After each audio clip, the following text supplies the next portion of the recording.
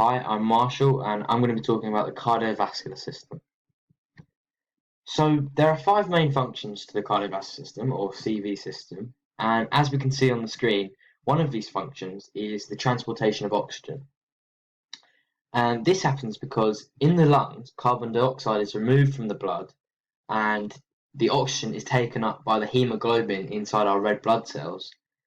And what actually happens is that the CV system carries the blood around our body and delivers the oxygen and the nutrients inside the oxygen to our muscles and then returns deoxygenated blood used by our muscles to the heart. The next function is thermoregulation, which is basically temperature control. And there are many ways that our body deals with temperature control, but the main way and the way that the cardiovascular system helps is by changing the size of our blood vessels. And our supply blood to the skin, and they can swell or dilate, and we call this vasodilation. And this basically causes more heat to be carried by the blood to the skin, where it can then be lost to the outside air, cooling our body down. But on the other hand, our blood vessels can shrink down again, and we call this vasoconstriction. And what this does is it reduces heat loss to the skin by making the blood carry heat further away from the skin, the top of our skin, back into the core of our body, meaning that it's much harder to lose the heat to the outside air. Our cardiovascular system also helps to protect us from infections. This is done by the white blood cells in our bloodstream, which help to produce the antibodies that fight against the infection or pathogen when it enters our body. We could also link this point to clotting, which we can see as another function.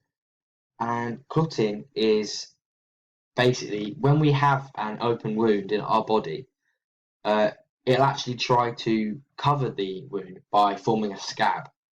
And this is done by the platelets in our blood, which clot the blood around the area where the wound is, and will eventually form a scab which will cover the wound, stopping it from any infection. And then the final function is the removal of waste products. And the two main waste products in our body are carbon dioxide and lactic acid. We remove the carbon dioxide by breathing. Basically, when we breathe out or exhale, we are getting rid of the CO2 in our body because it's removed by our lungs and then turned into oxygen again, which can then be provided to our muscles, which then once it's got to the muscles, it reacts with the lactic acid and gets rid of it. Within our CV system, there are two different circuits that both have different functions. The first of these circuits is the pulmonary circuit, and what this does is it has the function of taking blood from the lungs to the heart and from the heart to the lungs. As we can see on the diagram, the blue line is meant to be showing deoxygenated blood being taken from the heart to the lungs, and then the red line is showing oxygenated blood being sent from the heart to the heart from the lungs. And the other circuit covers the ventricles of the heart, and this is the systemic circuit. And what it does is it transports the oxygen from our heart to the rest of our body and from the rest of our body to the heart. And again, if we look at the diagram, we can see that the red line is showing oxygenated blood being sent from the heart to our muscles in our body. And then the blue line is showing deoxygenated blood being sent to the heart from those muscles. If you were to dissect a human heart and look at the anatomy of it, you would find that it has three main layers to it. The first of these layers is called the epicardium, and this is the outside layer of the heart that covers it. The next layer is the middle, and this is the myocardium, and this is the heart muscle and is the thickest layer out of the three. And then the final layer is the inside layer, and that's called the endocardium, and this basically just lines the inside of our heart. Surrounding our heart, there is also a pericardial sac, which acts as another layer of protection for our heart. The sac has two layers and is like a balloon and has airspace inside it, which basically just helps to give it more thickness and therefore protect our heart. Our heart has four valves in it that allow blood to flow from one chamber to another. The bicuspid or mitral valve and the tricuspid valves are located on the edge of the atria and allow blood to flow from the atria down into the ventricles. The other two valves are called the pulmonary valve and the aortic valve, and both allow blood to leave the heart and either travel down the aorta to the rest of our body or up the pulmonary artery to our lungs. Our heart is separated into two halves by the septum, and the atria is separated by the interatrial septum, and the ventricles are separated by the ventricular septum, as we can see on the diagram. Inside our heart there are tendons called chordae tendineae, which are held to the heart wall by papillary muscles, as we can see in the diagram. And the function of these tendons is to allow the valves in our heart to open. When the blood flows through the valve, the tendons slack so that the valve can open, and then once all the blood has gone through to the ventricles, the valves must close so that no blood can flow back up the way it came. And for this to happen, the chordae tendineae must tense so that they can hold these doors tightly shut. When looking at the cardiac cycle in our body, we can see that it is broken down into two stages. These two stages are diastole and systole. Diastole means that the heart is relaxed, and when it's relaxed, the heart is filling its atria with oxygenated and deoxygenated blood. There's no contraction involved in diastole, and so we would call this passive filling of the heart. Systole, however, does involve a contraction, and the contraction is required to help push the rest of the blood through the valves in our atria, which are called the bicuspid and tricuspid valves. Each heartbeat is made up of different steps, and the first of these steps is atrial diastole. And like we said before, this is the passive filling of the atria with oxygenated and deoxygenated blood. And then, due to a buildup of pressure inside the atria, the bicuspid and tricuspid valves are forced open, and 70% of the blood is forced through into our ventricles. But to get the other 30% through into our ventricles, an impulse must be sent from the SA node. And what this impulse does is it pushes the other 30% of the blood through due to a contraction in the atria.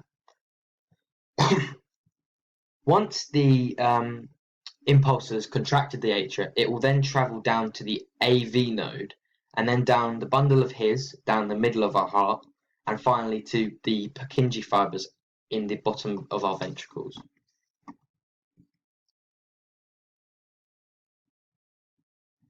Once all of the blood is in the ventricles, the impulse then goes up the Purkinje fibers and stimulates the ventricles, which forces them to contract and makes the blood travel through the pulmonary and aortic valves, which is then sent either sent up the pulmonary artery or down the aorta. Oxygenated blood will travel down the aorta to the rest of our body, which will then be supplied to the muscles, which can then use the oxygen to perform movement. Because of it supplying the muscles with oxygen, it will then become deoxygenated, and so will travel back up our inferior or superior vena cava, and then back to the heart. On the other hand, deoxygenated blood is sent up the pulmonary artery to the lungs, and here it will become oxygenated and then travel down the pulmonary vein to the heart, which will then, the process will then start again, and it will then be sent to our muscles. On average, one heartbeat is around 0.8 seconds long, but this varies from person to person because everyone's heart rate is different. But if we look at an average heart rate of 72 beats per minute, we can then divide this 72 by 1 minute, 60 seconds, to get an average time for one beat. And this 0.8 seconds is made up of a time for both systole and diastole. Systole is shorter than diastole and only takes around 0.3 seconds, whereas diastole is slightly longer, taking 0.5 seconds. The conduction system in our heart involves the sinoatrial node, an impulse, an atrioventricular node, the bundle of His, and the Purkinje fibers. And as we mentioned earlier, an impulse is sent from the SA node into the atria so that it can contract and then force the other 30% of the blood into our ventricles. Then the impulse travels down to the AV node, down the bundle of His, and then down to the Purkinje fibers, which are located at the bottom of our ventricles.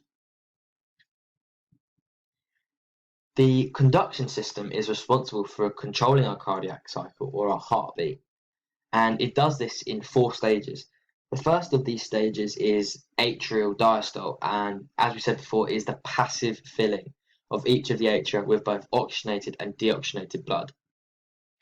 The next stage is atrial systole, which is when the impulse comes from the SA node and forces the atria to contract, and so actively fills the rest of the ventricles with the 30% of the blood remaining in the atria. Next is ventricular diastole, which is the passive again filling of the ventricles due to pressure building up in the atria and blood being forced through our bicuspid and tricuspid valves down into the ventricles. And finally, there is ventricular systole, and what this is it involves the impulse at the bottom of our ventricles stimulating our Purkinje fibers, which makes the ventricles contract and therefore push all of the blood out of our heart and either through the pulmonary or aortic valve.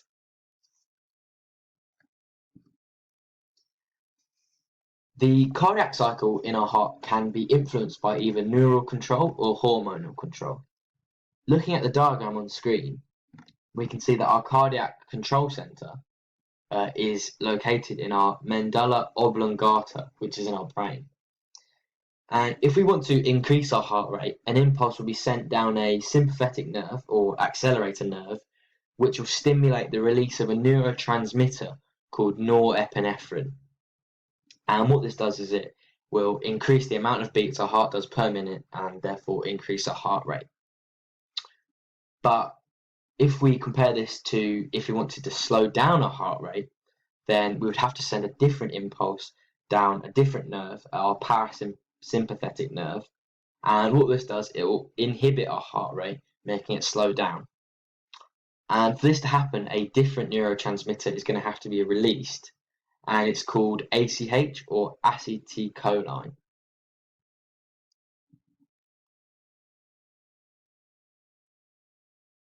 And adrenaline is a hormone influence on the cardiac cycle that also helps to stimulate our heart rate. And adrenaline is found in our adrenal glands, just above our kidneys. And it works in a similar way to the neurocontrol because an impulse will be sent down a sympathetic nerve and then stimulates the release of the hormone, which will then travel in our bloodstream up to the heart. And once it reaches the heart, it will make it start to increase the heart rate. Blood is obviously one of the most important things in our body, and in a male's body, there is approximately 5 to 6 litres of blood, whereas in a female, there's only 4 or 5 litres. And blood is made up of 90% water, 8% protein, and 2% hormones. And inside our blood, there are many different components. And the first of these components is plasma. And what plasma does is it carries the other components such as red blood cells, white blood cells, and platelets, and makes up around 55% of our total blood volume. As we just mentioned, the next component is red blood cells, and our red blood cells are produced in our long bone marrow and contain hemoglobin, which is crucial for us as it carries oxygen, which is provided to our muscles. And this hemoglobin is also what gives blood its red color, and is why deoxygenated blood is blue in color. And our red blood cells make up around 45% of our total blood volume.